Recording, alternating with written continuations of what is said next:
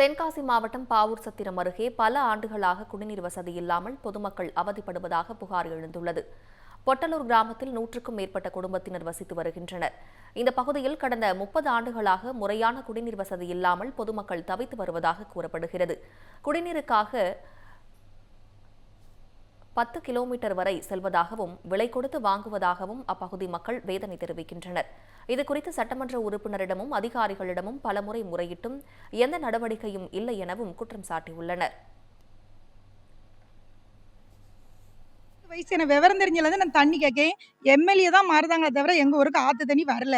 சப்ப தண்ணியே நாங்க போராடின பிறகு யூனியன் ஆபீஸுக்குலாம் போன பிறகு தான் சப்ப தண்ணி தந்தாங்க. நல்ல தண்ணிக்கு எங்களுக்கு மனோஜ் பாண்டியர் தான் எம்எல்ஏ. 2 திருப்பு ஜெயிச்சிருக்காரு. 2 திருப்பும் நாங்க கேட்டோம். ஆனா எங்களுக்கு தாரேன்னு 5 வருஷம் ஏமாத்திட்டாங்க. எங்களுக்கு தண்ணி எப்படியாட்டும் எங்களுக்கு தாங்க. எங்களுக்கு இது மட்டும் தான் எங்களுக்கு வேணும். நாங்க வார நேரம் எனக்கு ஓட்டு போடுங்க, நான் தண்ணி ஒரு வாரத்துல உங்களுக்கு கொண்டாந்து தரேன். இப்போ 3 நேரம் எம்எல்ஏ வந்திருக்காரு மனோஜ் பாண்டி. அவர் எதுவுமே செய்யல. ஒரு வாரத்துக்குள்ள ஏத்துதேன். இந்த டேங்க்ல தான் 100 பேர் நின்னோம் அன்னைக்கு. இன்னும் வாரேனவர் இன்னும் வரல. எங்க வீட்டால 8 வருஷமா தண்ணி எடுக்க முடியாது. நான் துட்டு கொடுத்து 15 ரூபான்னு ஒரு நாளைக்கு துட்டு கொடுத்து நான் 2 குடம் வாங்குதேன். அதை வச்சுதான் நாங்க குடிக்கோம். அதுவும் சளி பிடிக்கி அந்த தண்ணியை மாத்தி குடிச்சதுல எங்களால முடியல. எங்களுக்கு தண்ணி வேணும்.